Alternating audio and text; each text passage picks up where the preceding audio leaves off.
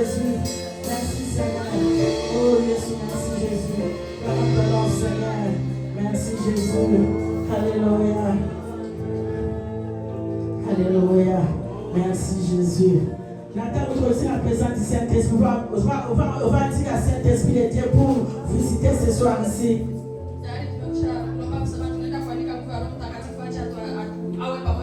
Le Saint-Esprit est déjà là. Le Saint-Esprit est déjà dedans de toi. Le Saint-Esprit est déjà ici. Maintenant, dis à Saint-Esprit de Dieu, manifeste-toi dans ma vie. Manifeste-toi ce soir. Manifeste-toi dans la prière d'aujourd'hui. Manifeste-toi, Saint-Esprit de Dieu. Je veux te voir. Je veux te voir ta puissance.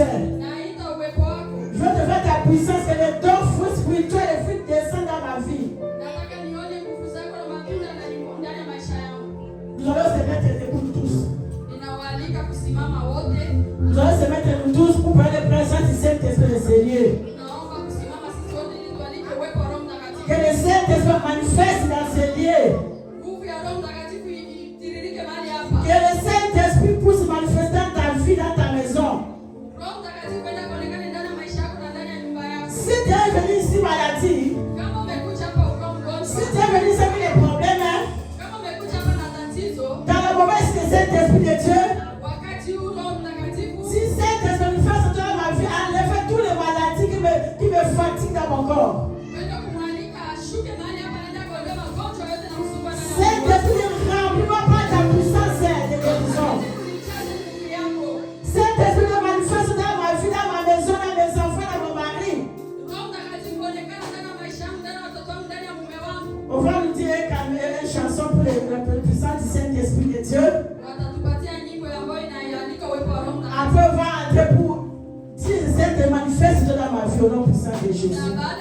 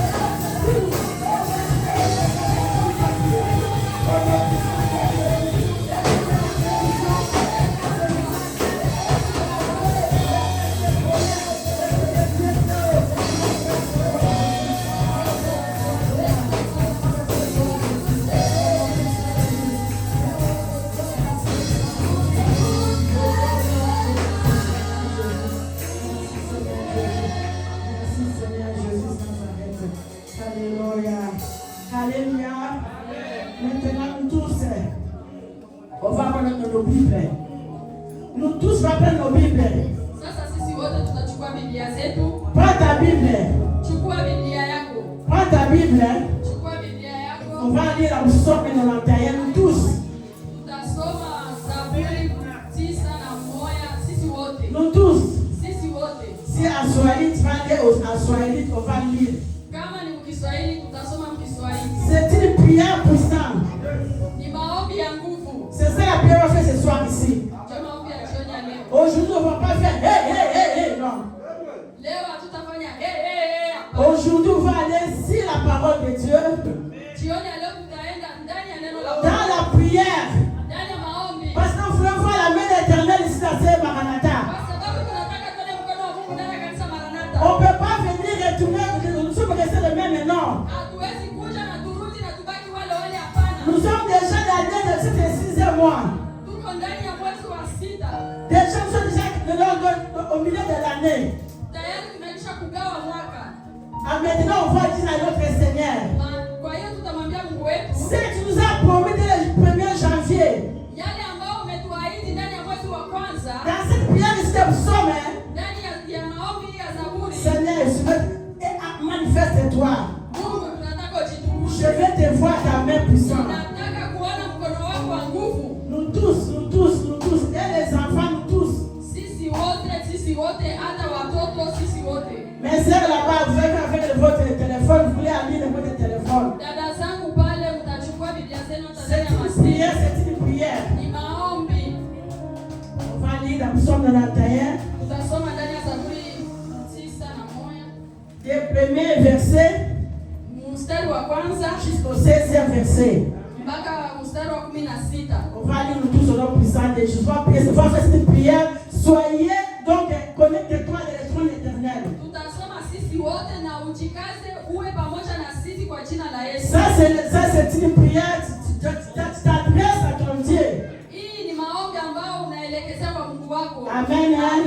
On va prier au nom puissant de Jésus. C'est lui qui est ta main.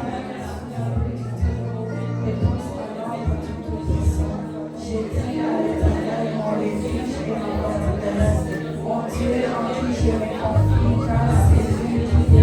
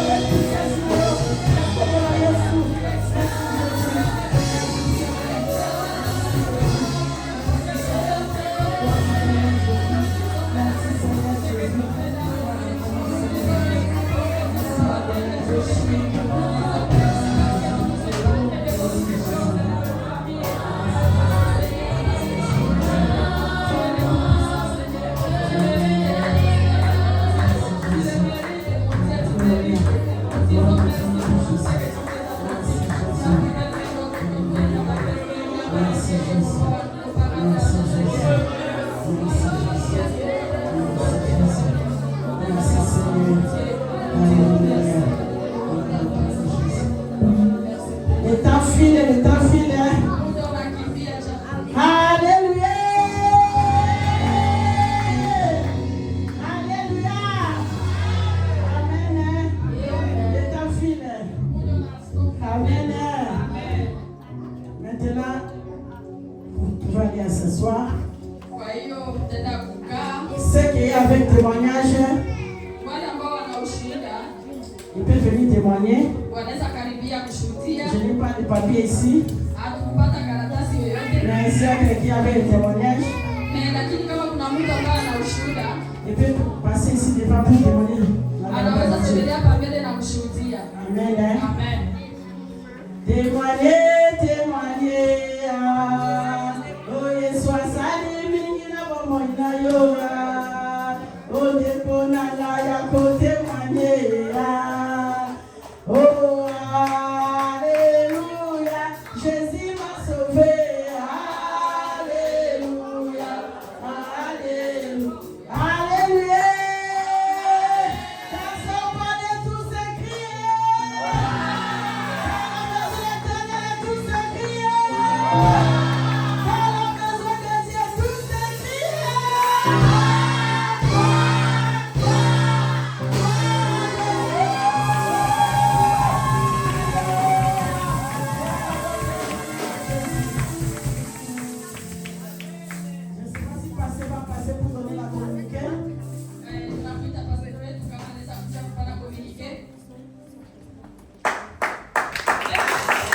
Haleluya. Amen, amen. Tangazo la kwanza, Yesu ni.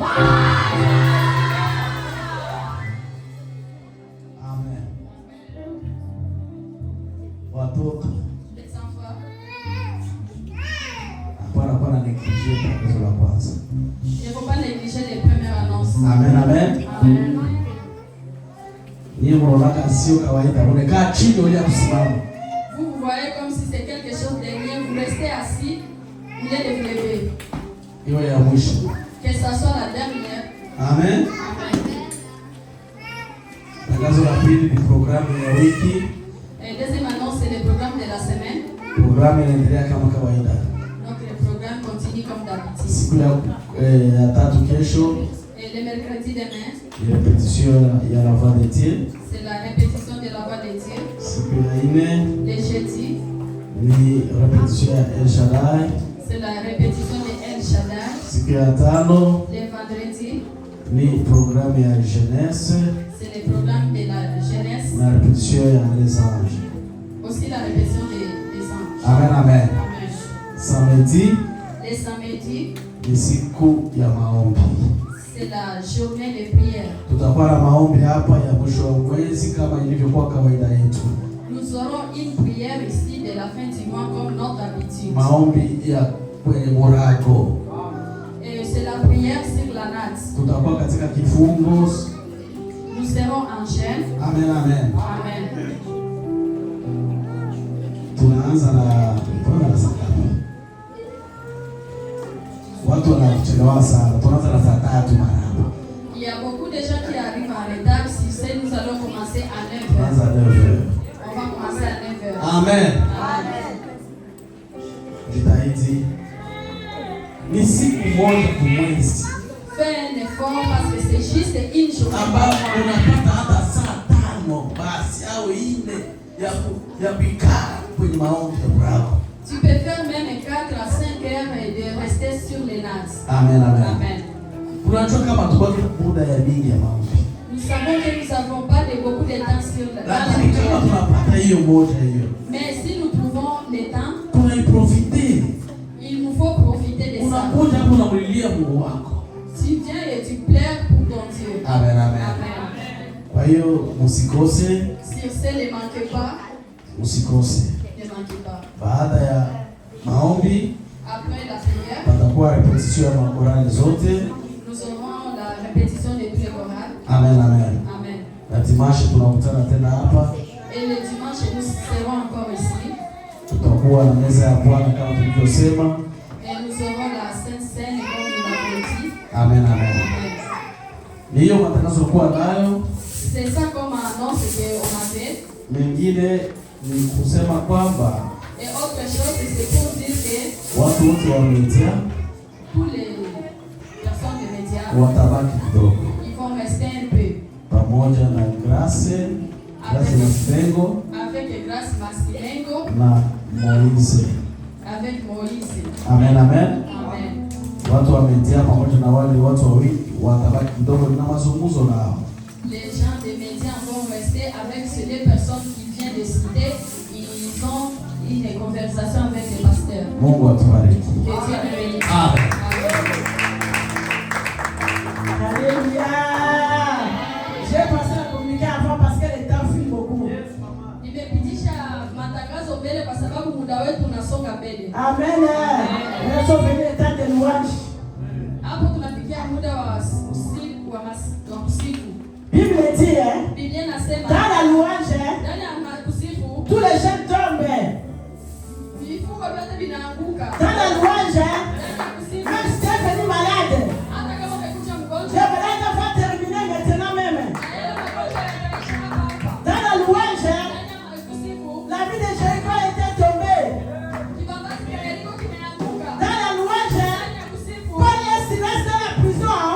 Paulo na Sila walikuwa ndani ya gereza. La prison, donc, ange était venu de faire sortir de la prison. Na malaika amekuja ameangusha ile kibambazi. Maintenant, aujourd'hui, toi là, Sasa leo wewe quel te promet que tu vas faire ça dans la personne de l'Éternel? hiyo tatizo lako umekuja nao mbele ya uwepo wa Mungu. Danse, Cheza. tout geste de cause dans la maison de l'Éternel. Kila tendo ambalo unafanya hapa inahesabika mbele ya uso wa Mungu. Même dans l'adoration, tu n'as pas été guéri. Dans la loi, dans l'adoration, ici, on avait fait, tu n'as pas été guéri. Hata ndani ya kuabudu au kupona, Mais dans la louange, lakini ndani ya tu kusifu peux être guéri. unaweza ukapona. Il faut être attentif Il faut kusikiliza dans la trône de l'Éternel. ndani ya kiti cha enzi cha Mungu. Qu'est-ce que Dieu te parle? Nini ambao Mungu Quand anakuzungumzia? on vient ici dans la maison de l'Éternel, Unakuja ndani ya nyumba ya Bwana. il faut comme ça dire à l'Éternel, Inabidi kumwambia Mungu, Seigneur, je ne veux pas être comme un aveugle comme ça, non. Baba, sitaki kubakia kama vile kipofu mmoja. Ouvre-moi les yeux spirituels. Fungua macho yangu ya kiroho. Ouvre-moi les oreilles spirituelles pour Fungua t'attendre, masikio yangu ya kiroho ili nisikie. pour te voir. Ili nikuone. Amen. Et nos jeunes vont venir ici pour nous donner les louanges. Na vijana wetu watakuja hapa kutupatia sifa Dans le nom puissant de Jésus-Christ. ndani ya jina la Bwana Mungu wetu.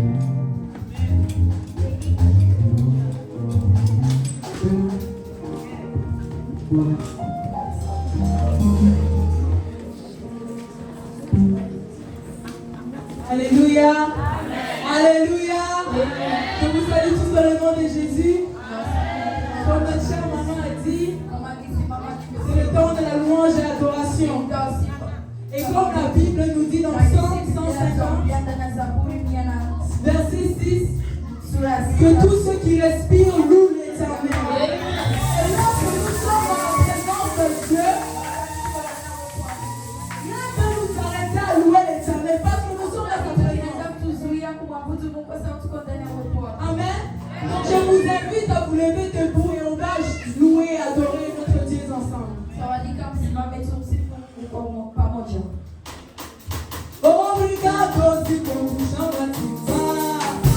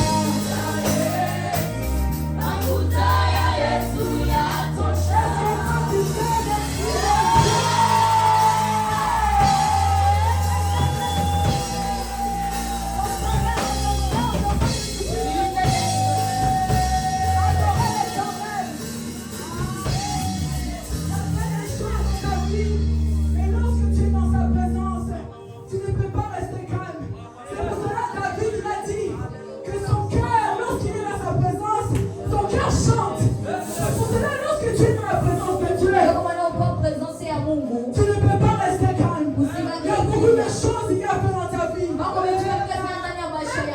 tes yeux, ça peut sembler petit. Mais dans les yeux de Dieu, c'est grand. Donc tu vas remercier l'Éternel. Tu vas l'adorer.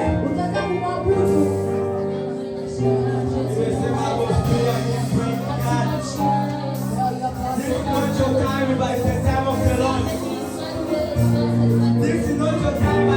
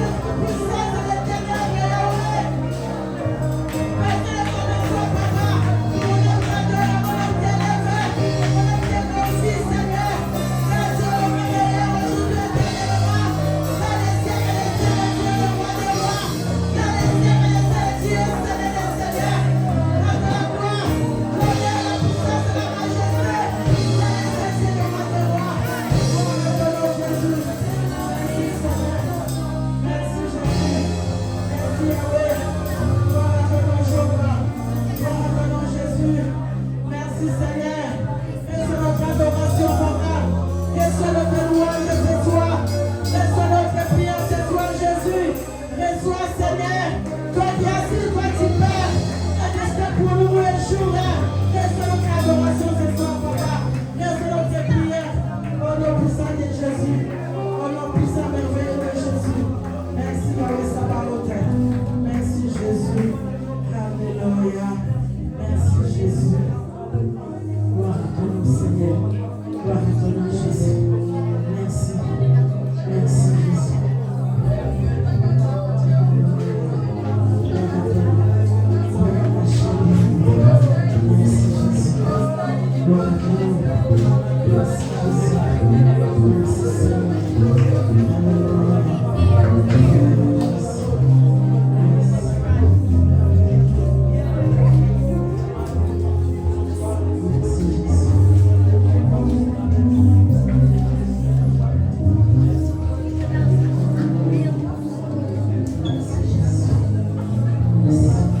C'est le moment d'écouter la prière, ça veut passer Moïse. Elle va prier pour la parole d'aujourd'hui. Et puis va prier pour cette louange et adoration, pour cette prière on a fait ici ce soir. Que notre Seigneur pousse. Donc, il y a ma parfait pour le bien de l'éternel. Amen.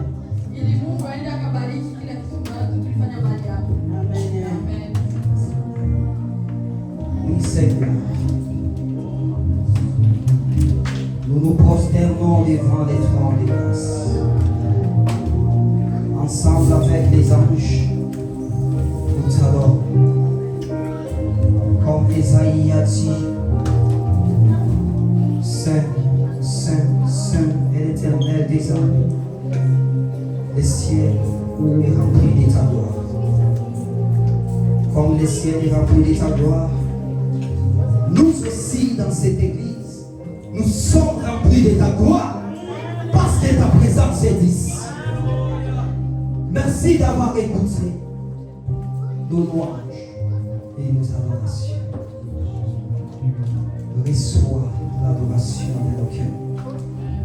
Il n'y a point d'autre Dieu qui mérite cette adoration. Même si, Seigneur Jésus-Christ, il y a un humain qui se prosterne devant un homme de Dieu, il ne faut rien que de se prosterner rien que devant toi. Nous nous prosternons devant celui en qui nous mettons notre confiance. C'est toi qui es le créateur incréé. Tu as créé toutes les choses, mais personne ne t'a créé.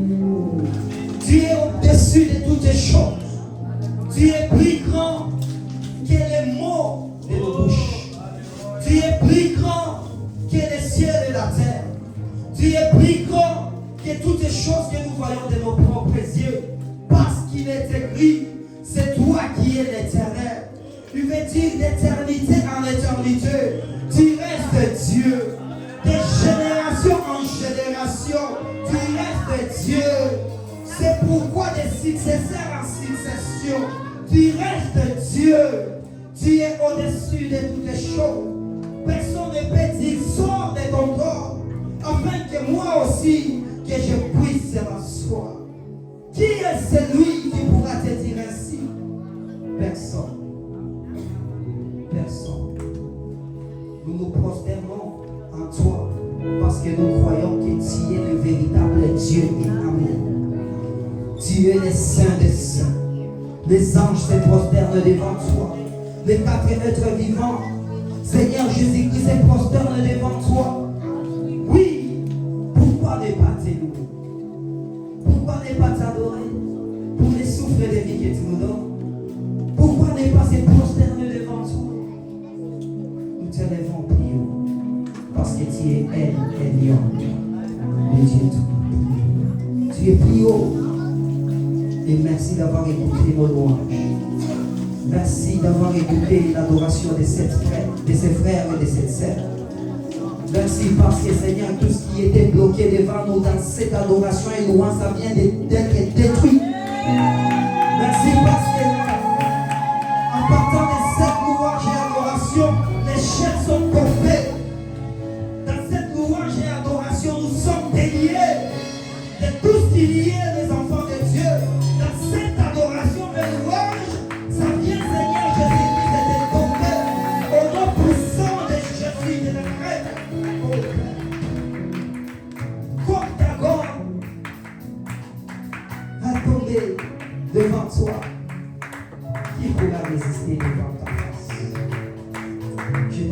simplement reçois l'adoration et la bouche. Je te présente la personne à qui tu t'es choisi aujourd'hui. Je les présente devant toi. Utilise-les puissamment. Afin que nous puissions recevoir de ta part ce que tu nous as préparé aujourd'hui. Nous voulons que cette parole puisse nous transformer. Que nous ne resterons pas toujours les mêmes. Ceux qui ont les cœurs comme des pierres, lorsque cette parole puisse transformer leur cœur en devenant un cœur de chair. C'est toi qui es Dieu. Lorsque tu parles, tout le monde se taise. Au nom de Jésus. Amen. Jésus, gloire à Jésus. Gloire à Jésus. Alléluia. Je n'ai pas vu nos offrandes. Ceux qui avaient jamais son offrande, peuvent venir pour donner les offrandes. Parce que la Bible dit ne peut pas la mettre dans l'éternel, même vide. Quand la parole de Dieu passe,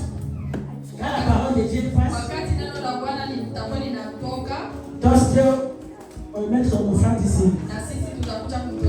Parce qu'on regarde l'état là-bas, ça passe vite. Amen. Quand on va appeler les prédicatrices pour les prédicateurs d'aujourd'hui, tout le monde va taper les mains du Kélékélé pour dire à Jésus-Christ.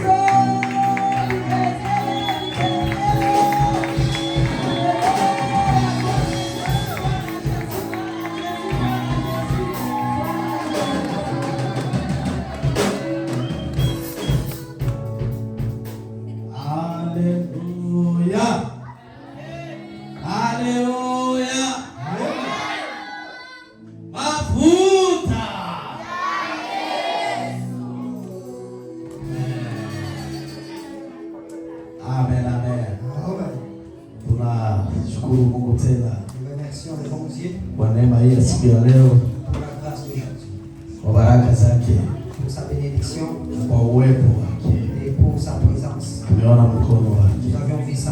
Amen, amen. Wakati wa vipindi kama na hii, usikuwe distrait.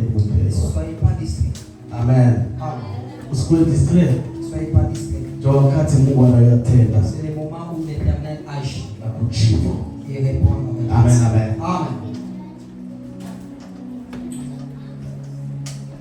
Kabla hatujaanza, avant de commencer, tutamwita dada yetu Amina, je vais demander à notre sœur Amina asomee hapa mbele d'avancer ici.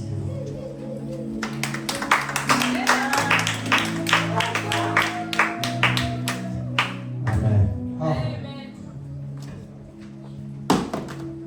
Nafikiri ana kaneno kadogo kakutambia. Là, il y a une petite parole qui C'est s'est Amen. Sois libre. Amen.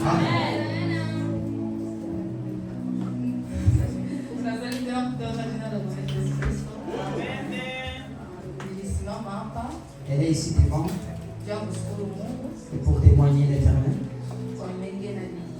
pour ce qu'il a fait dans sa vie. Elle voulait tout simplement dire au revoir. Elle ira à Québec dans cette semaine.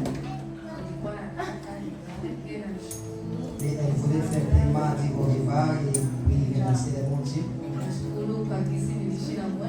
Et vous remercier de la façon que nous vivons ensemble, de la façon que vous m'avez accueilli et que les bons Dieu vous bénissent. Amen. Haleluya. Asante sana kwa kutambua kile Mungu aliyotendea. D'avoir reconnu ce qu'elle était. Unajua kuna watu wengi Vous savez, il y a beaucoup de gens. kulaga kwao ni problem. Juste dire au revoir pour eux, c'est un problème. Mtu ambaye ni mshiriki ama mlikuwa pamoja siku nyingi, Donc si la personne était avec vous pendant longtemps, iko uzuri mtu aende kama mwizi. c'est triste qu'une personne puisse aller comme un voleur. Amen. Amen. Kwenda kuna marakataza kwenda. Personne ne refuse de parti. lakini ulikuwa pamoja na wengine. Mais tu étais ensemble avec les autres. Kuja kushukuru, Viens tout simplement. kuja kusema bye, labda tutaonana tena siku fulani. Viens dire au revoir, peut-être on se dira plus. Nilipofika hapa waliniita pembeni, wananiambia tunataka tushukuru na mtuombee. Et lorsque le pasteur est arrivé ici, on a dit qu'il va faire quelque chose à dire. Nikasikia ni jambo nzuri sana. Et on a pu écouter que c'était une bonne chose. Amina alihudumia hapa kwa kwaya Amina, elle était ici dans la chorale kama mfuasi kabisa. comme une disciple. Mfuasi sio Mkristo, mfuasi. Sikinie ndote. Amen. Amen. Na kwa kweli hivi anaenda, Et comme elle part, tutamwombea Mungu on va prier pour elle. aendelee kumsaidia Afin que l'Éternel puisse mahali atakwenda partout elle ira, afike vizuri, apokelewe vizuri, puisse bien aller et bien accueillir. kwa sababu bado hajakamilisha Ukristo wake. Parce qu'elle n'a pas encore confirmé sa chrétienté. Mungu atakapokwenda, Là où elle ira, Mungu amtendee mema que l'Éternel puisse la faire du bien. ili afikie kukamilisha Ukristo wake, Afin qu'elle puisse accomplir sa chrétienté. yaani abatizwe. Qu'elle soit baptisée. Kulikuwa na mpango huu mwaka ya kubatiza, On a fait simplement le plan de la baptiser cette année. lakini Mais, safari inakuja ghafla donc, le voyage est na wakati ambao tunaandaa au tafika bado. et le moment qu'on préparait n'est pas encore arrivé. Kwa hiyo tutamwombea Mungu C'est on va prier pour elle, ili Mungu amsaidie, pour qu'elle ait amulinde, la protège, amchunge katika hii ambao kiu anayo kwa ajili ya kutumikia Mungu, et qu'il la donne toujours cette envie de vrai pour les na hommes. amtumie zaidi na kumzungumzia zaidi ili apate kukonfirme, Et qu'il utilise puissamment ili apate kukonfirme afin Ukristo. qu'il puisse tout simplement confirmer sa chrétienté. Mungu amlinde na mabaya na majaribu Protège contre les attaques, les tentations na mitego yote et toute puissance de l'ennemi. ya ulimwengu wa giza. Karibu tumwombe. Mtakatifu Baba uliye hai, tunaleta mtoto wako huu Amina mikononi mwako, unapojua zaidi yetu sisi. Mungu wangu amekuja ili tumwombee, ili aende na baraka zetu kama wale ambao tuliomuongoza, na sisi kwa mamlaka na uwezo uliotupa kama viongozi wa kanisa hii tunamwombea baraka zako zipatane naye. Umulinde atakapokwenda, umulinde atokapo hapa, umulinde njiani, umulinde na mitego yote, umulinde na maksida, umulinde na mabala na mikoshi, umulinde na vitu vibaya. Zaidi ya yote Baba, uendelee kumsaidia na kumwongoza ili apate kukonfirme, ili apate kumaliza mwendo huu, apate kufikia ubateme, ili awe Mkristo kamili. Asante Baba, kwa sababu utamwachilia kama baraka zako, nguvu za Roho Mtakatifu na uwezo wako wa batali naye daima. Usimwache kamwe. Anaenda katika moja ambao ajue inakuwa namna gani. Wewe utamzingira, utamulinda na wabaya wote, utamulinda na majaribu yote baya kwa jina la Yesu. Na huduma uliyotenda ndani mwake, acha endelee kutenda kazi mahali anapokwenda kwa jina la Yesu. Amen.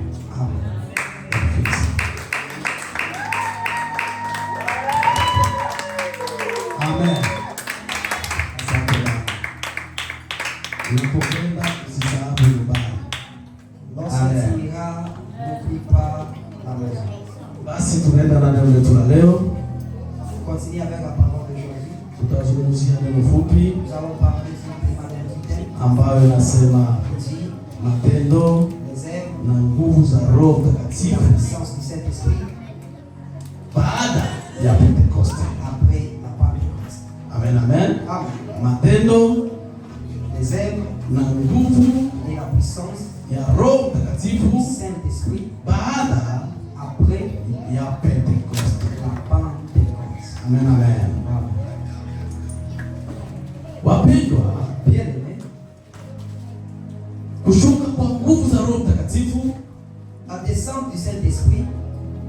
siku ya Pentekoste à la Pentecôte, haikukuwa tukio ya kawaida. n'était pas un simple événement. Amen, amen. Amen. Lakini ilikuwa mwanzo Mais c'était le wa début enzi mpya d'une nouvelle ère wa mpango wa Mungu. de Dieu. Amen, amen. Amen. Ya kufanya kazi Où Dieu agit kwa puissamment nguvu kati ya wanadamu, au milieu, kati yetu.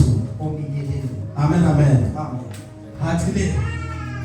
Hadi leo Jusqu'aujourd'hui. ambao tuko tunasema hapa, Nous sommes en train de parler ici. nguvu za Mungu, La puissance du nguvu za Saint-Esprit. Roho Mtakatifu La puissance du Saint-Esprit ipo kwa ajili yetu. est disponible. Amen, amen.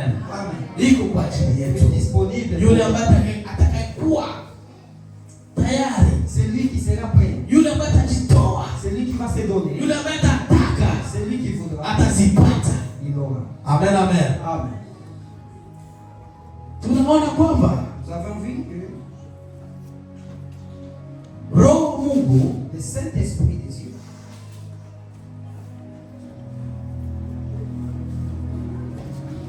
anatoa nguvu, donne la puissance, anatoa nguvu il donne la puissance ya kuwa washuhuda. pour témoigner. Amen, amen. Amen. Nguvu ya ushuhuda. La puissance de témoigner. Amen, amen. Amen. Kwa sababu alisema katika maandiko, Parce qu'il a dit dans sa parole, utakuwa washahidi wangu donc vous serez mes témoins mahali pote. partout. Amen. Amen.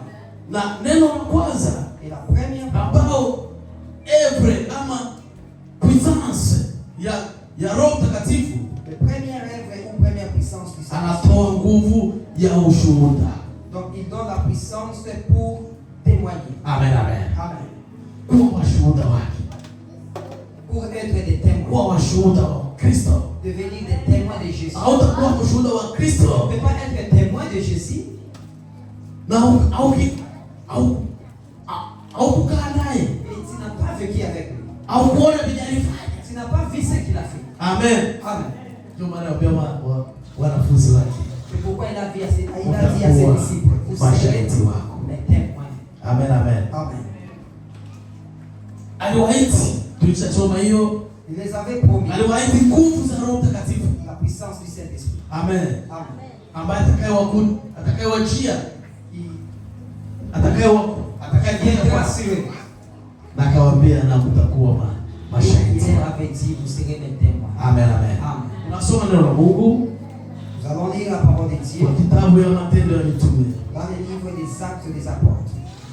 2:41 yake. 2:41. Amen. Acte 2, le verset 41, la Bible dit, Amen. ceux qui acceptèrent sa parole furent baptisés. Et en ce jour-là, le nombre des disciples s'augmenta d'environ 3000 âmes. Amen. Amen. Haleluya. Amen. Tunasikia kwamba Nous avons écouté que baada après ya Roho Mtakatifu kushuka, la descente du Saint-Esprit, baada ya Pentekoste, après la Pentecôte, matokeo donc les œuvres ilianza kuonekana. étaient vues. Amen, amen. Amen. Ilianza kuonekana. Étaient vues. Tunaona namna gani On a vu Petro Pierre, alivyosimama de la façon qu'il s'était baada ya kujazwa nguvu ya Roho Mtakatifu, après avoir été rempli de akasimama kwa ujasiri donc il s'est levé avec puissance na kuhubiri et prêché na kutangazia watu et déclaré aux hommes neno la Yesu Kristo, le nom de Jésus-Christ. neno la Yesu Kristo. Le nom de Jésus-Christ. Amen, amen. Amen. Mambo ambayo Yesu alifanya. Donc ce que l'Éternel a fait. Amen. Amen. Maandiko nasema watu wakaguswa moyoni, Les gens ont été touchés dans neno le ikawapenya, La parole les a touchés. ikawagusa. Ça les avait touchés. Amen, amen. Amen. Sasa wandugu, Alors ils se sont dit, tufanye nini? que ferons-nous? Tufanye nini? Que ferons-nous? Amen, amen. Amen. Hapa kwa tunasoma Là où on a lu, tunaona namna gani nous avions vu comment nao walipopokea neno kwa furaha. ils ont reçu cela avec Ile neno ya Petro donc la parole de Pierre. walipokea kwa furaha. Ils ont reçu cela avec joie. Amen. Amen. Wakabatizwa, Ils ont été baptisés. Na siku ile Et ces jours-là, wakazidishwa watu kama 3,000. il y a eu 3000 personnes. Amen, amen. Amen. Qui ont accepté Jésus. Wapendwa, Bien aimé. wakati Roho Mtakatifu Lorsque le Saint-Esprit descend, anaongoza mtu, il conduit ou bien il guide quelqu'un. unapaswa kuwa Il doit y avoir matokeo. les œuvres. Amen. Amen. Matokeo. Les œuvres. Hapa matokeo ilianza kuonekana. Alors ici, il y avait directement les œuvres. Matokeo ilianza Ou kuonekana bien les résultats. baada ya wao kujazwa. Après qu'ils aient été remplis du Petro Saint-Esprit, akasimama Pierre s'est levé. akijaa Roho Mtakatifu, En étant rempli du Saint-Esprit, akaanza kuwaambia il a maneno ya Yesu. commencé à parler à propos de Jésus. Wakauliza tufanye nini? Ils ont dit, que ferons-nous? Tubuni tu. Répentez-vous. Mulishasema mingi. Mulishasema mingi. Vous avez beaucoup parlé. Watu wanalewa. Ils sont ivres. Yesu hivi na Et hivi. Jésus comme si comme ça. Mutubu. Répentez-vous. Tubuni dhambi zenu Répentez-vous. na kubatizwa. Et soyez baptisés. Amen, amen. Amen. Maandiko nasema La parole de Dieu nous dit, ile maneno ces mots, ilipoingia ndani mwao lorsque c'était en toi, wakaipokea ils ont reçu avec joie. wakaipokea kwa Ils furaha. ont reçu avec joie. Haiko leo Ce hii n'est pas aujourd'hui. wakati neno inaanguka, Lorsque la parole tombe, mafuta ya bado ya il y kujaa. a les gens qui sont frustrés. Wakikwambia tubu, Lorsqu'on lui dit de se repentir, kisura kinajaa. donc il ferme tout simplement. Basi mimi naona mwenye dhambi sasa. Donc c'est moi qui suis un pécheur. Amen, amen. Amen.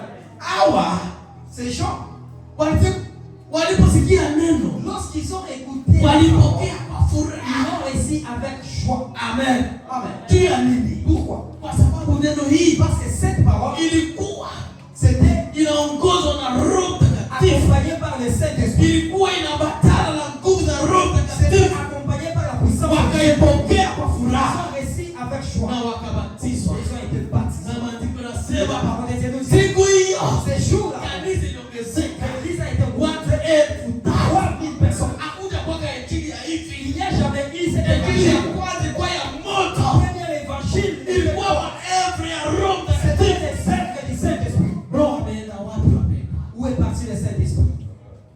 Wapi Roho ameenda? Où est parti le Saint-Esprit? Tunajazwa, Nous sommes remplis. tunatabiri, Nous prophétisons. tunaomba, Nous prions. tunaimba, Nous chantons. tunahubiri, Nous prêchons. tunafanya huduma yote. Nous faisons tout ce qu'on peut Je, faire. Roho iko ndani. Est-ce que le Saint-Esprit de Dieu est dans toi? Na ikiwa Roho iko ndani, Si le Saint-Esprit est en nous, matokeo yake iko donc wapi? où sont les résultats du Saint-Esprit? Amen, amen. Amen. Siku hiyo Ces jours-là, watu 3,000, 3000 personnes. kanisa la kwanza Première église, l'église primitive. ilikuwa nguvu za ajabu. C'était une grande puissance. Amen, amen. Amen. Neno la pili, Deuxième point. Roho Mtakatifu Le Saint-Esprit Roho Mtakatifu le Saint-Esprit alionekana s'est manifesté kupitia à travers karama za Roho les Mtakatifu. dons du Saint-Esprit. Amen, amen. Amen. Ule Roho Le Mtakatifu Saint-Esprit, anaonekana donc il s'est montré kupitia à travers karama. les dons. Amen. Amen. Wakati unajazwa Lorsque tu es rempli, Roho Mtakatifu kwa ndani mwako, le Saint-Esprit dans toi, karama zitaonekana ndani mwako. les dons vont se manifester dans toi. Amen. Ndio maana hawa wamoja hawa C'est pourquoi les autres, walitabiri, walisema kwa lugha. ils ont parlé en langue. Biblia inashuhudia kwamba walisema kwa lugha nyingi. La parole déclare qu'ils ont parlé dans des langues diverses. Amen, amen. Amen. Matendo ya Mitume Actes des Apôtres 2:4. 2:4. Et ils furent tous remplis du Saint-Esprit Wakajazwa wote na Roho Mtakatifu, et se mirent à parler en d'autres langues, wakaanza kusema kwa lugha nyingine selon que l'Esprit leur donnait des jinsi Roho alivyowapa kusema. Amen, amen. Ni Roho ndio anapataka kusema. C'est le Saint-Esprit qui donne des choses à parler. Matokeo Donc les résultats ya Roho Mtakatifu du Saint-Esprit, baada ya Pentekoste, après la Pentecôte, tunaona nous kwamba avons vu que les karama za Roho dons du Mtakatifu Saint-Esprit zilianza kufanya kazi. a fait du travail. Amen, amen. Amen. Karama ya lugha ikaanza. alisema kwa lugha. Ils ont parlé dans d'autres langues. Jinsi Roho mwenyewe De la façon que les aliowezesha, Saints leur avaient donné. alivyowapa Leur kusema. avaient donné. Amen, amen. Amen, amen. Amen. Baada ya hiyo, Après cela, matokeo ikaendelea. le résultat est cela. Tukisoma Matendo ya Mitume 3, Et si nous lisons dans les Actes des Apôtres chapitre 6 3, mpaka 7, versets 6 à 7, tuone matokeo mengine yalikuwa nini hapa. nous verrons d'autres airs. Karibu, karibu. Approchez. Disons au nom de Jésus. Amen. Alors Pierre lui dit, je n'ai ni argent ni or, mais ce que j'ai, je te le donne. Au nom de Jésus-Christ de Nazareth, Amen. lève-toi et marche. Amen. Et le prenant par la main droite, il le fit lever. Au même instant, ses pieds et ses chevilles devinrent fermes. Amen. Amen. Tumesikia habari, Nous avons bien entendu. habari Cette histoire, za Petro na Yohana. c'est l'histoire de Pierre et Jean. Baada ya Pentecost, Après la Pentecôte, baada ya wao kujazwa Roho ils Mtakatifu, été remplis. baada ya wao kujazwa na Roho Mungu, Après avoir été remplis, tunasikia wakaenda hekaluni, donc ils partaient au temple. wakakutana na kiwete. Ils ont trouvé tout simplement un infirme. Kiwete L'infirme alikuwa akikalombalomba. qui était là pour demander. Amen. Amen. Kila mwenye anapita Chaque personne qui entrait, nisaidie, donne-moi. kila mwenye anapita Chaque personne qui passait, nisaidie. aide-moi. Na ilikuwa tini, ilikuwa inakuwa Et tini. c'était tout simplement intime. Amen. Amen. Na alikuwa anapata pesa Et il avait beaucoup d'argent. za ajabu. Beaucoup d'argent. Unaonekana mbele ya kanisa, mbele ya Il est tout simplement devant un temple. nani mwenye atakupatia? Qui ne peut pas te donner? Huyu mtu anaweza kusaidia. Ah, on peut aider. Tumsaidie. On aide. Amen, amen. Amen. Na Petro na Yohana Et Jean, Pierre, nao et wakakuja, aussi venait, akawaona, il les avait vus. akawaambia, Et ils avaient dit, bwana, Evalie, munisaidie, aidez-moi. unipe ataka notes, Donnez même pas quelque chose. ataka notes. Même quelque chose. Amen. Amen. Petro Pierre, akamkatia macho, il a fixé ses regards vers lui. Amen. Amen. akamwambia, Il lui a dit, sisi nous, pesa hatuna, nous tunahitaji n'avons ni argent, sababu hatuna, ni or. hatutubaki maorosi, Parce que on n'entre pas dans les carrières. hatutumikake, tuko watumishi wa Mungu, Comment travaillons pas dans les hatuna carrières? pesa Nous kupatia, n'avons pas de l'argent pour donner. lakini Mais kile tunacho, ce que nous avons, kile tuliyopokea ce qu'on a reçu, tutakupa. nous te le donnons. Haleluya! Amen. Akasimama. Et cet infirme s'est levé. Acha tusome. Lisons. Amen, amen. Saba inasema hivi, 7. akamshika mkono Et il le prenait par la main wa kuume, droite. akamunyanyua Il le fit lever. mara moja, Au même instant, miguu yake ses pieds na vifungo vya miguu et yake ses chevilles vilipata nguvu. devinrent fermes. Amen, amen. Amen. Tukienda kumunane, Si nous lisons la 8, naye mara moja naye aliondoka wapi hapo? la 8. Naye aliondoka upesi, akasimama, akaanza kutembea. D'un saut, il fit debout et il mit à marcher. Akaingia pamoja nao hekaluni, Il s'est mis à marcher, il entra avec eux dans la tente, akikwenda kirukaruka marchant, sautant na kumsifu Mungu. et louant Dieu. Haleluya! Amen. Wandugu wapendwa, Bien-aimés dans le Seigneur, matokeo les œuvres ya Roho du Mtakatifu Saint-Esprit, inaanza kazi. ça commence. Amen, amen. Amen. Bila uoga, Sans avoir peur, bila shaka, sans doute, bila lolote, sans rien que ça. alijiamini Petro. Alors il sait, Anajua nilipokea, j'ai reçu. kuna kile Il y nilipokea. a quelque chose que j'ai reçu. Amen, amen. Amen. Anamwambia pesa sina, Il a dit, je n'ai ni or, ni argent. sina, Je n'ai pas. lakini Mais kile ninacho ce que j'ai, nitakupa. je te le donne. Akamshika, Il a pris. akamsimamisha, Il a élevé. miguu yake yenye ilikuwa Ses pieds qui étaient tout simplement. unajua kama kuna wanataka nini ile mtu akinyoosha mwili sana kwa kwiki kwiki. Ce Amen. qu'on appelle lorsqu'une personne simplement. Jamaa kaona mwili inaanza piga kelele. Alors la personne a vu que son corps a commencé simplement à écarcher. Kwiki Quick, kwiki. Ili vitu gani? et ça c'est quoi? Kama alikuwa na mivimbo wenyewe, alikuwa na vimba s'il y avait quelque chose sur ses pieds, bikaanza kunyoroka nyoroka, ça commençait simplement à s'aplaner. bikaanza kunyoroka nyoroka, À s'aplaner. bikaanza kunyoroka À nyoroka. s'aplaner. Kwa nini? Pourquoi? Kwa neno la mtumishi wake. Par la parole du serviteur de l'Éternel. Haleluya. Amen. Kwa neno tu, Par la parole. kwa neno tu ya Petro. Par la parole de Huyu Dieu. kiwete C'est un film. alisimama, C'est une vie. akatembea, Il a commencé à marcher. akaruka, Il a commencé à akapima basi. Là, c'est. Ni mie, Est-ce que c'est moi? ni mie, C'est moi. ni mie, Est-ce que c'est moi? ni mie basi. Est-ce que c'est moi? Ni mie huyu. Oui, c'est moi. Ni mie. C'est moi. Ni mie. C'est moi. Akaruka, akashangilia. Il a ouvert les secrets. Twende Chibongo tumekaa. Tunabaki hapa nje. Je reste là. Leo naingia Aujourd'hui, je vais hata entrer. leo niliona mkono. J'ai mis la main de l'Éternel. Matokeo Je sais. ya nguvu ya Roho Mtakatifu. La puissance du Saint-Esprit. Ukipokea Lorsque tu reçois, sheti ionekane ça doit se kwa manifester. vipawa. Par le don. Hapa kipawa ya uponyaji inafanya kazi. Même les dons de guérison, ça fait du travail. Amen, amen. Amen. Neno la tatu, Troisième chose.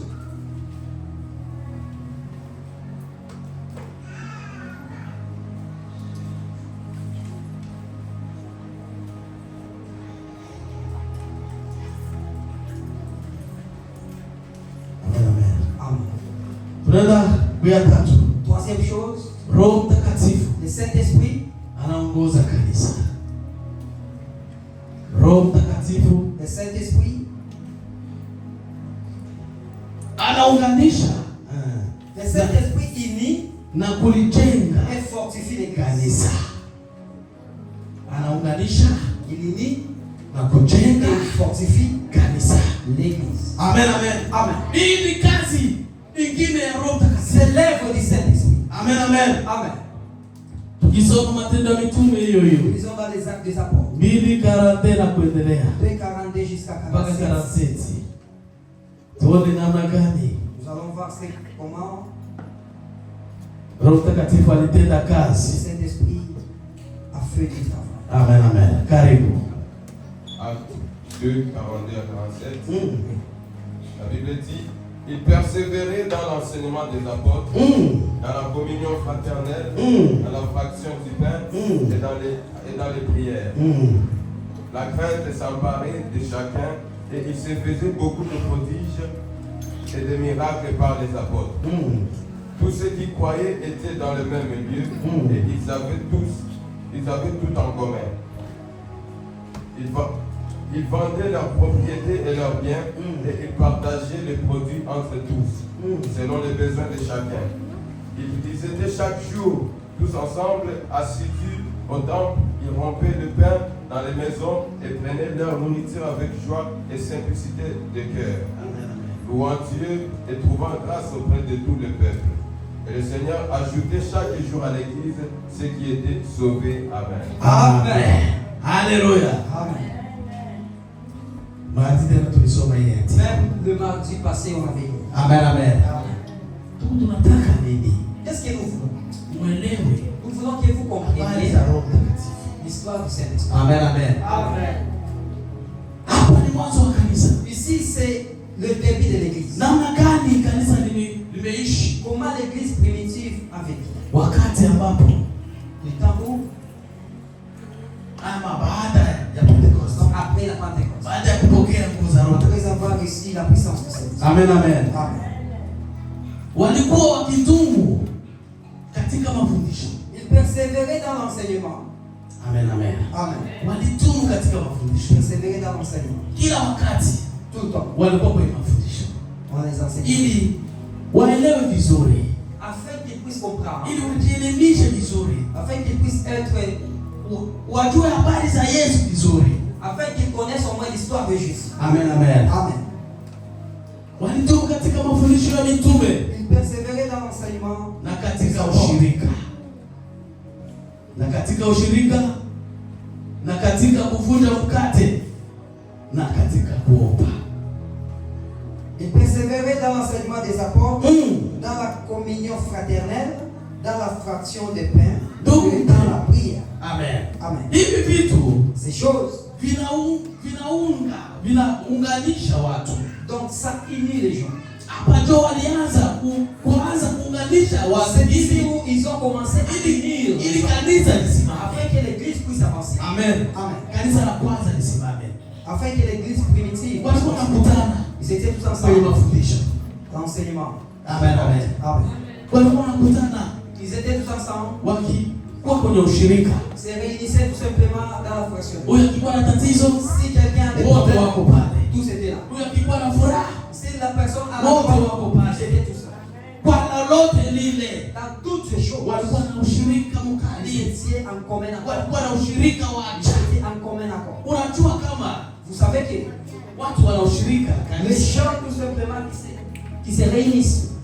sijui basi kanisa za leo ziko tofauti. L'église d'aujourd'hui est différente. Si wakati ambao tulikuwa tukale kule kwa village, Lorsque les pasteurs étaient encore là chez eux, sijui kama tuli ku village ndio maana je ne sais pas si c'est parce que c'était dans le village. unaona sura ya kanisa, Donc on voyait tout simplement, unasikia raha ya kanisa. on voyait tout simplement la joie de l'église. Amen. Amen. Waamini wako pamoja. Donc les gens étaient Hapa ensemble. kama telefoni. Il n'y avait pas encore de téléphone. Non. Lakini watu walikuwa wanaona. Mais les gens étaient tous ensemble. Miguu ilikuwa inatembea. Donc les pieds marchaient. Hapakuwa magari. Il n'y avait pas de Leo voiture. tuko na magari, mtu anashika kwenda kwa kazi yake. Mais les gens manquent d'aller visiter son prochain. Tulipokea kweli. Est-ce qu'on a réussi vraiment? Wenzetu walikuwa na ushirika. Nos frères étaient dans la communion. Ushirika wa ajabu La sana. communion fraternelle. Na wakati wote wakikutana, Et tout le temps quand ils se rassemblaient, walivunja mkate ils étaient dans les fractionnels. ili wakumbuke Yesu. Afin de se rappeler de Walikuwa Jésus. na cause Il est la cause. ambayo ni Yesu Kristo. Il était Jésus. Amen, amen. Amen. Acha kwanza kumbuke Yesu. Ah, aujourd'hui, on peut simplement se souvenir. Wanatayarisha meza. Ils ont préparé la table. Yako hii. Pour toi, c'est ça. Yako hii. Pour toi, c'est ça. Yako hii. Pour toi, c'est ça. Katika umoja, Dans l'unité, katika upendo, dans l'amour, katika masikilizano, dans l'entente mutuelle. na kanisa lilikoma, Et l'église avançait. kanisa lilijengeka, L'église avançait. liliundwa, C'était bien uni. liliundwa vizuri. C'était bien uni. Amen, amen. Amen. Na walibaki katika maombi Et il est resté dans la prière. wakati wowote. Dans tout le temps, Yesu Baba, Jésus, asante, merci. umeenda. Tu es parti. Asante kwa kutumia Roho Mtakatifu. Merci d'avoir envoyé le Saint-Esprit. Asante kwa kutufundisha. Merci de nous avoir envoyé. Asante bali kila wakati Bwana muomba Tout Yesu. le temps, il priait Jésus. Amen, amen. Amen. Hii vitu vinne Ces quatre choses, ndio vilifanya kanisa la kwanza. c'est ce qui a fait l'église primitive. Amen, amen. Amen. Neno la Mungu, La parole de Dieu, ushirika, la communion fraternelle, kugawanya, kubega mkate la fraction des pains na maombi. et la prière. Amen, amen. Amen. Maandiko yanasema La parole Baba, de Dieu nous dit, woga, la paix, woga la paix uliingia kila s'emparait mtu. dans tout le monde. Amen. Amen. Na maajabu Et les prodiges na alama nyingi et les miracles zilifanyika se faisaient na mitume. à travers les apôtres. Amen. Amen. Alama nyingi, Il y avait beaucoup de prodiges maajabu et nyingi des miracles yalifanyika. se faisaient. Kwa sababu gani? Pourquoi? Roho Mtakatifu Parce que le Saint-Esprit alikuwa ndani mwao. était dans eux. Amen, amen. Amen. Hautakuwa na Roho Mtakatifu, hakuna hata alama ya Roho Mtakatifu. Tu ne peux pas avoir le Saint-Esprit, mais il n'y a pas même pas les œuvres dessus. Hakuna. Il n'y a pas. Hakuna. Il n'y a pas. Ni kadogo tu. Ule fulani ule. C'est juste un petit moment, tu connais la personne. Ona kisi anafanya. Et regarde la façon Ona dont vile alisema. regarde ce qu'il Ona a dit. kwanza hatua yake hiyo. Il ne connaît même pas ça. Hiyo tu. Ça seulement. Tunaua kanisa la leo. C'est ce qui tire l'église d'aujourd'hui. Tofauti na kanisa la kwanza. Tu fais la main de l'église primitive. Amen, amen. Amen. Woga ukaingia. La paix s'emparait de nous. Nini inatokea? Qu'est-ce qui? Presence ya Roho Mtakatifu Donc la inaleta présence woga du kwa watu. Saint-Esprit a donné la paix dans les gens. Hakuna mtu kufanya dhambi. Donc les gens ne péchaient pas. Watu wanaogopa. Les gens étaient tout simplement peureux. Amen, amen. Amen. Miujiza ilifanyika. Il y avait des prodiges et des miracles. Wanasema watu walioamini walikuwa pamoja. Tous ceux qui croyaient étaient dans le même lieu. wakakuwa na vitu vyao vyote, Et ils avaient tout en commun encore. wakiuza mali zao Ils vendaient leurs na propriétés vitu vyao, et leurs biens. wakagawanyia watu wote, Et il a partagé les produits entre tous, kama kila mtu alivyokuwa na uhitaji. selon les besoins de chacun. Amen. Amen. Unaona, kanisa la kwanza Vous voyez l'église primitive. ilibidi kanisa Cette église liishi, vivait. ilibidi kanisa liishi. Il faut que l'église vive. Watu waliweza kutoa. Les gens offraient. Kutoa ikuanza leo. L'offrande n'a pas commencé aujourd'hui. Watu waliweza kutoa. Les gens commençaient à Watu offrir. walitoa vitu vyao. Ils ont donné leurs biens. Na wakati wanatoa vitu vyao, Et lorsqu'ils donnaient leurs waneleta propriétés, kwa mitume. ils les apportaient au pied des Mitume apôtres. wanaanza wanagawanyana. Et les apôtres ont commencé à donner Wanagawanyia wale wenye à mahitaji. ceux qui avaient besoin. Amen, amen. Amen. Wale wenye mahitaji. Ceux qui avaient besoin. Na kanisa lilisimama. Et l'église avançait.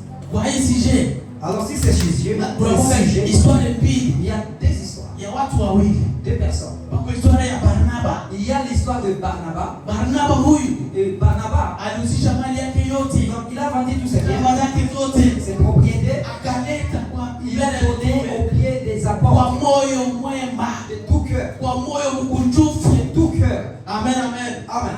Baada ya hiyo Après cela, wakakuwa na Anania na il y Safira, a eu Ananie et nao Saphira. wakaahidi kuleta mali yao Eux yote, aussi, ils ont promis de donner leur lakini propriété. walipoona mali wanazo Mais lorsqu'ils ont vu les richesses, wakasema ils ont dit, bwana, acha tuache hii, nous devons aussi mettre à côté ça. tuwapatie hii tu. On peut leur donner ça. c'est Nusu wakaacha. Ils ont gardé. Ona matokeo, Regardez maintenant les récits. njoo maalama, C'est ça, maalama les signes na miujiza na maajabu ilikuwa yatendeka. et les prodiges et le miracle qui s'appliquent. Anania amekufa asipra. Ananie est mort. Safira akakuja naye Saphira, sa femme est venue aussi, c'est comme ça. kufa sipras. Elle était morte. Hakuna kucheza na roho. On ne jouait pas avec le Saint-Esprit.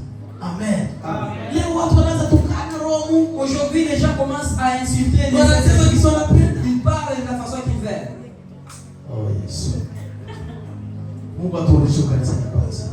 Et l'Éternel nous ramène à Aturudishe kanisa la kwanza. nous ramène aussi Tuwe na poka. qu'on ait Na la kwa peur. nikifanya hii nitapata madhara. Si je fais ça, il y aura des résultats. Nitapata madhara. Il y aura des conséquences. Amen. Amen. Nikifanya hii matendo hii nitapata madhara. Si je fais ça, il y aura des Kwa conséquences. Kristo hakuna uoga tena. Aujourd'hui, les chrétiens n'ont pas peur. Tunakula. Tunafanya dhambi kama jinsi mtu anakula bugari kila siku. Donc nous péchons comme si une personne mange la nourriture. Turudie kwa kanisa la kwanza. Retournons dans l'église primitive. Amen, amen. Amen. Hao watu Ces gens, waliishi maisha mazuri sana. ils ont vu une bonne vie. Waliishi maisha mazuri sana Une bonne vie ya kumpendeza Mungu. qui était bien devant les Amen, amen. Amen. Tunaona hapa Et là, nous voyons, neno la nne, quatrième point, Roho Mtakatifu le Saint-Esprit aliongoza kanisa. guide l'église. Amen, amen. Amen. Hii tunatoka kuona Ce que nous venons de voir, alikuwa anaunganisha le Saint-Esprit na kujenga kanisa. unit et fortifie. Sasa hapa Ici, Roho le mwenyewe Saint-Esprit lui-même aliongoza kanisa. guide l'église. Aliongoza kanisa. Guide l'église. Amen, amen. Amen. Tunasoma neno la Mungu Nous lisons la parole de Dieu. Matendo ya Mitume Dans le livre des Actes des Apôtres, 16. 16. Tunaanzia kwanza ku 13. 13:2. Nous commençons avec chapitre 13, verset 2. Au nom de Jésus. Amen, amen. Pendant qu'ils servaient le Seigneur dans leur ministère et qu'ils gênaient, le Saint-Esprit dit, mettez-moi à part Barnabas et Saul pour l'œuvre à laquelle je les ai appelés. Amen. Amen. Haleluya. Amen. Tunasikia hapa Ici, nous avons bien namna entendu. gani Roho Mtakatifu Comment le Saint-Esprit, aliwaongoza il les avait guidés, wa mitume. il avait guidé les apôtres. Kila jambo Toutes choses, Roho alikuwa le anaongoza. Saint-Esprit les a. Maandiko yanasema Comment kwamba les a nous dit?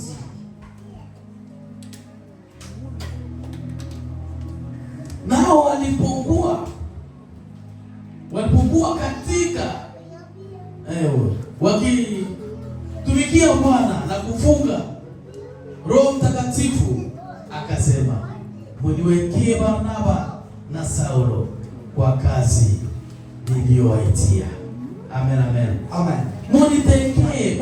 Monitilie pembeni. Mettez-moi à part. Roho Mtakatifu. C'est le Saint-Esprit Ndio aliordone. qui a ordonné cela. Hapana mtu. Pas les hommes. Amen. Amen. Hapana mtu. Pas un homme. Roho Mtakatifu. Le Saint-Esprit. Alikuwa anaongoza. Les avait guidés. Yeye alikuwa anapanga mipango. Il donnait tout Ufanye les hivi. programmes. Faisait ceci. Ufanye hivi. Faisait ceci. Ufanye hivi. Faisait ceci. Baada ya Pentecoste. Après la Pentecôte, Roho le Mtakatifu Saint-Esprit aliongoza a kanisa. guidé l'Église. Amen, amen. Amen. Aliongoza kanisa. A guidé l'Église. Anasema munitengee Barnaba. Il a dit, mettez-moi à part. Na Paulo na Saulo ama Paulo. Barnabas et Paul et Saul Kwa kazi pour l'œuvre niliyowaitia. à laquelle je les ai appelés. Amen, amen. Amen. Nasema hawa Il a dit ceci. Ces gens, ninawapa mission je les ai donné cette mission. mwatie Mettez-les à part. yani mwaombee, Donc, priez pour eux. mwache wende Laissez-les partir wafanye hiyo kazi afin de faire cette ambayo œuvre ninawatuma à kufanya. laquelle je les ai appelés. Amen. Amen. Roho C'est Saint-Esprit. wandugu wapendwa, Bien-aimés dans le Seigneur. hata Roho atuongoze. Laissez le Saint-Esprit nous guider. Tumekwisha kupokea Roho Nous Mtakatifu, avons déjà reçu le Saint-Esprit. tumeshajazwa na yeye, Nous sommes remplis de la puissance du Saint-Esprit. inabidi sasa atuongoze, Il nous faut maintenant qu'il nous guide, atutawale, qu'il nous remplisse, atutawale qu'il nous remplisse na tuongoze et qu'il nous guide katika safari, dans les chemins, katika ministeri, dans nos ministères, katika maisha yetu ya kiroho. dans notre Ikiwa Roho Mtakatifu Si le Saint-Esprit anaongoza maisha il yetu, guide nos vies, shetani le diable hatakuwa na nafasi, il n'aura pas ijapokuwa ataleta majaribu, malgré il y aura lakini des sio sababu tuna Roho Mtakatifu. parce que nous avons le Saint-Esprit. Roho huyu C'est Saint-Esprit atatulinda qui va nous kwa garder sababu yeye ni mlinzi parce wetu, qu'il est notre protecteur. atatuongoza Il va nous guider katika hii jambo. Fanya hivi fais ceci na wewe unafanya et tu le fais. katika hii situation, fanya hivi Marche comme ça. na unaenda hivyo, Et tu pars et anakuongoza. il te guide. Acha Roho ongoza Parce que maisha le yako. Saint-Esprit te guide. Acha Roho ongoza maisha Le yako. Saint-Esprit te guide. Usikubali kuongozwa na mwili, N'accepte pas d'être guidé par les œuvres de la usikubali chair. kuongozwa na mtu yeyote. N'accepte pas d'être guidé par n'importe qui. Acha Roho Mtakatifu Laisse que le Saint-Esprit akuongoze. te guide. Acha Roho Mtakatifu Laisse que le Saint-Esprit aongoze kanisa letu. guide l'église. Acha Roho Mtakatifu atawale kanisa letu. Acha Roho Mtakatifu ajimanifeste Dans l'église. inabidi alama, Il nous faut des signes. inabidi alama. Il nous faut des signes. Kama tulijazwa, Si nous sommes remplis, inabidi tuone nous matendo, devons voir les œuvres. tuone yale ambao Nous devons voir ce que wamitume waliona les apôtres ont vu baada ya Pentekoste. après la Pentecôte. Tutajua hapa kuna Mungu, Nous saurons qu'ici il y a Dieu. hapa pako Roho Mtakatifu. Ici il y a le Saint-Esprit. Wandugu wapendwa, Bien-aimés dans le Seigneur. tuishi Vivons. Vivons tukitawaliwa en étant na remplis kuongozwa na Roho. et guidés du Saint-Esprit. Tunasoma tena Matendo ya Mitume Nous sommes toujours dans les actes des apôtres. 16 Chapitre 16, 6 hadi 7. versets 6 à 7. Ils ont le nom de Jésus. Amen. Amen.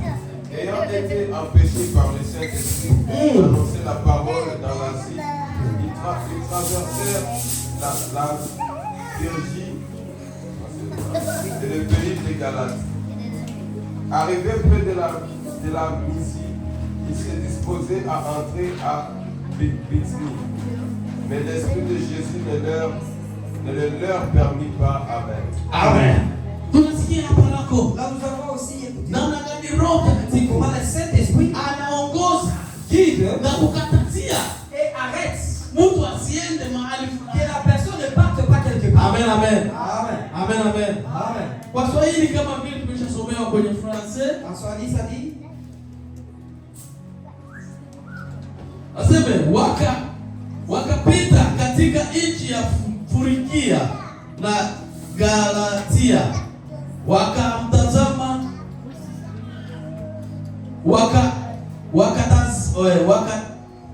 wakakatazwa na Roho Mtakatifu kuhubiri, amen, amen, neno katika Asia.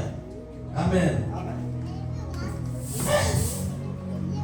Roho anawaambia le Saint-Esprit leur avait dit hapa msihubiri, ici, ne prêchez pas. hapa msihubiri, Ici, là, ne prêchez mwende zenu pas. Partez seulement. hapa, Ici, mwache kwanza. laissez d'abord. Amen, amen. Amen. Roho Mtakatifu Le Saint-Esprit ndiye waongoza les avait na guidés wasitoe neno interdit de ne pas prêcher katika Asia. en Asie. Amen, amen. Amen. Wakati walipofika Arrivé Misia, près de Missie, wakajaribu il s'est disposé kwenda Bitinia, à entrer dans Bithynie. lakini roho Mais le Saint-Esprit ya de Yesu Jésus hakuwapa ne ruhusa. les permit pas. Sitaki mwende kule, Je ne veux pas que vous partez là-bas. msiende. Amen. Amen. Hapa roho Ici, ni anaongoza kanisa, ça guide l'église, anaongoza watumishi ça wake, guide les serviteurs, anaongoza waamini ça wake. guide les croyants. Wapendwa, Bien-aimés, tutafute nguvu hii cherchons la puissance hapo ya kuongozwa na roho wa Mungu. d'être guidés par le Saint-Esprit. Amen. Amen. Acha tumruhusu Roho Mtakatifu ajaze maisha yetu Permettons au Saint-Esprit de remplir nos cœurs ili tuwe tuwe washahidi wake afin que nous soyons des témoins mahali pote, partout. mahali pote. Partout. Amen, amen. Amen. Tena kuwa washuhuda wa Et kweli, nous devons être des vrais témoins, hapana wala washuhuda wa uongo wa kulipwa non pas des faux témoins. na kulipwa wenye unashuhudia. Qu'on te paye pour que tu puisses témoigner. Utasema hivi, utasema Tu utasema diras hivi. ça, tu diras ça, tu diras Ah, ça. Non. tunahitajika kuwa washuhuda wa Kristo wa Nous kweli, devons être des bons témoins wa de Jésus. kweli, wale ambao tunaona matendo yake, tunaona matendo Les yake, gens à qui on voit des ailes. tunaona wema wake, Et les bons. Et tunaona miujiza et yake, les miracles. tunaona mengi ambao tunaona kupitia Roho wake Mtakatifu. Là, nous verrons beaucoup de choses à travers le Saint-Esprit. Amen, amen. Amen. Na tuwe wenye umoja, Et soyons unis. waliojazwa na karama za Roho Mtakatifu. Comme les autres qui ont été remplis par la puissance de Dieu. Tunapaswa kubaki katika umoja, Nous devons être unis. hapana mapengano, Non pas de séparation. umoja L'unité. kama jinsi mitume walipokuwa umoja. Comme les apôtres étaient Tunapaswa kaa unis. katika ushirika Nous aussi, nous devons rester toujours. na kuomba Mungu sana Et prier en priant ili Dieu tujazwe Roho Mtakatifu afin qu'il nous remplisse du na Saint-Esprit. karama zitende Et kazi que ndani les yetu. dons puissent se manifester dans nous. Karama zitende kazi. Les dons doivent se manifester. Amen. Amen. Karama zinahitajika kutenda kazi Les kabisa. dons doivent faire son œuvre ici à l'église. Kama ni mgonjwa kuombea na magonjwa naenda. S'il y a quelqu'un qui est malade, on prie pour le malade et puis il est guéri. Kama ni hekima inahitajika. Si c'est la sagesse, il nous faut la sagesse. Kama ni kutabiri, Si c'est prophétiser, kutabiri iwe kanisani. qui est les prophéties.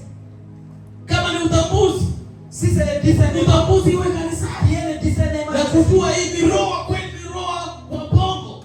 Pour tout simplement voir que ça c'est l'esprit de Dieu ou bien ça c'est l'esprit du diable. Hatutahitaji tu lugha yenyewe. On ne peut pas simplement Hatutahitaji voir seulement la langue. No. Non. Lugha iwe. Mais parler en langue doit Karama être zingine zote et aussi d'autres dons zitende kazi. doivent se manifester. Zitende kazi. Doivent se manifester. Zitende kazi. Zitende kazi. Zitende kazi. Zitende kazi. Mpaka Roho Mtakatifu athibitishe kipawa na karama ndani yako. Kanisa isiwe ukiwa. Kanisa isiwe ukiwa. Donc l'église ne doit pas être désert. Kanisa ya Pentekoste iwe ukiwa aje. Comment est-ce que l'église pentecôtiste Na tumepewa Roho peut Mtakatifu. simplement être désert? Mungu atusaidie. Que Dieu nous aide Na tubariki. et qu'il nous bénisse. Amen. Amen.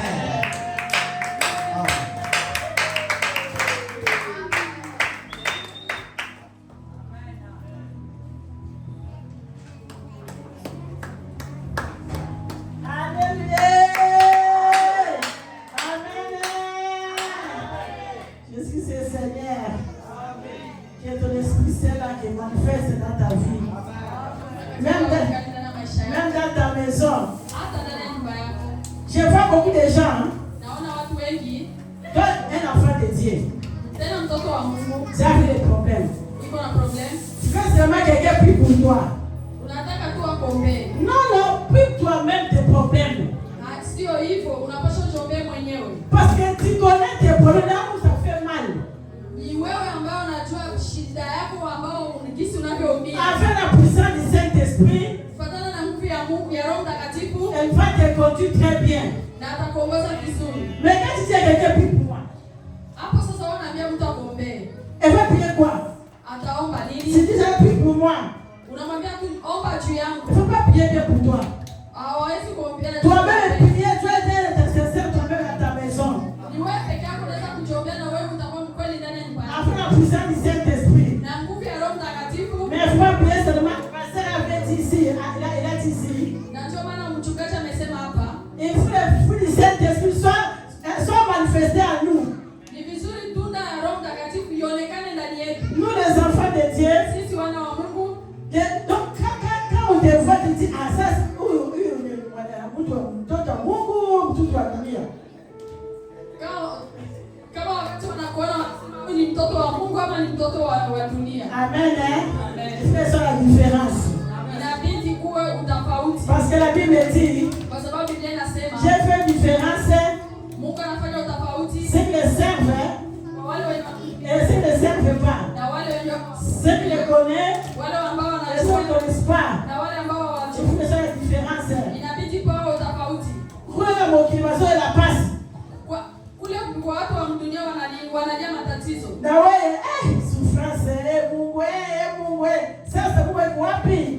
Et toi aussi chrétien tu lèves la souffrance et maintenant on va aller où? Amen. Sasa Dieu te bénisse pour la parole. Mtumishi Mungu akubariki kwa neno. Tunafika pa mwisho. Nous arrivons à la fin. Tu vas prier à notre Dieu. On va prier à notre Seigneur. Tutaomba Mungu wetu. Seigneur, Mungu, fais quelque chose dans ma vie.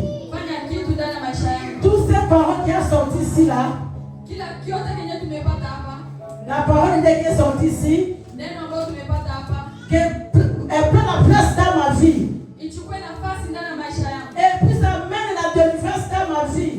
Iende kaleta ufungulivu na Et ça mène la solution dans ma vie. na ilete suluhisho ndani ya maisha yangu. Je ne vais pas écouter ça seulement ça a ça ici. Non. Isiwe nimesikilia kwa hii sikio na itoke kwa ile sikio, hapana. On va prier pour notre Seigneur. Tutaomba Mungu wetu Il va nous aider. ili atusaidie. Pour qu'on puisse marcher dans la puissance du Saint-Esprit, dans la crainte de l'Éternel. Ili tutembee ndani ya nguvu ya Mungu na ndani ya uoga wa Mungu. Dans la vie de sanctification, Ndani ya maisha ya utakaso. on va prier au nom puissant de Jésus. Tutaomba kwa jina la Yesu. Oh Jésus, merci, manifeste-toi, Seigneur, parce qu'il n'y a que toi, Adonai, parce qu'il n'y a que toi, Jésus, parce qu'il n'y a que toi, Yahweh Sabaoth. Manifeste-toi à nous, Jésus. Manifeste-toi aujourd'hui. Oh nom de Jésus Nazareth, parce qu'il n'y a que toi, le roi des rois. Personne ne connaît toi, Seigneur. Yahweh Sabaoth, le roi des rois. La parole de Dieu est descendue, Seigneur. Ce n'est pas au hasard, Seigneur. C'est avec nous, c'est dans la pratique. Oh Jésus, manifeste-toi. Manifeste-toi, Elohim. Manifeste-toi, Adonai. Merci, Jésus.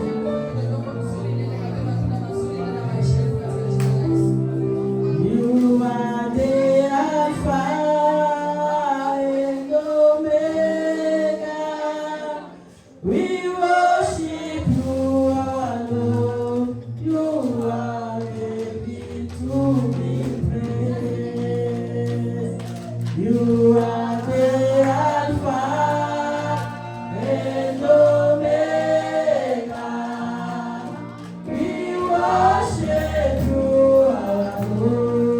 You are worthy to be. Father, we give you glory.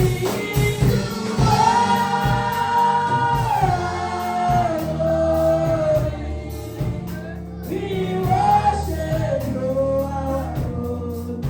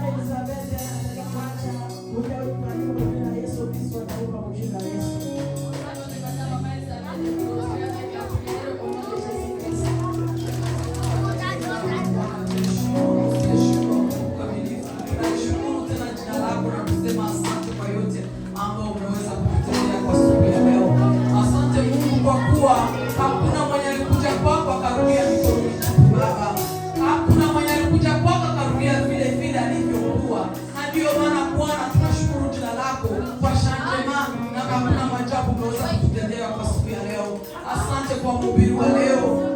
Asante kwa neno ambalo umeweza kutulisha. Umetupenya na umetupatia nguvu na tutaendelea kuwa na kulishika kama vile unavyopenda. Baba, tazama Mungu, tulianza na wewe na tunamaliza na wewe kama Alfa na Omega. Asante Mungu kwa kuwa